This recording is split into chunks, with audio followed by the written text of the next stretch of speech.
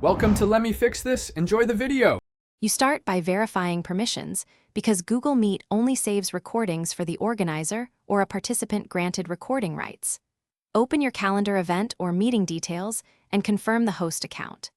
Once done, sign into that Google account and open Drive. Recordings go to a folder labeled Meet Recordings. Make sure the meeting finished and allow time for processing. Large meetings take longer to finalize and appear in Drive. You now search Google Drive directly. Go to Drive, Google, com, and use the search bar.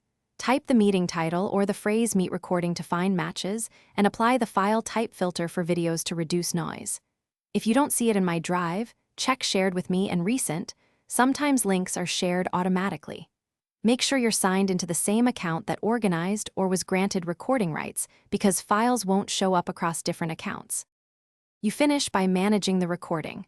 Right-click the video in Drive to share a link, change permissions, or download an MP4. If you can't find the file, verify the organizer's account and any email notifications that may contain the recording link. Admins can also check Google Vault or audit logs. If processing seems stalled, wait 30 to 60 minutes, clear your browser cache, and reload Drive. When that fails, contact your Google Workspace.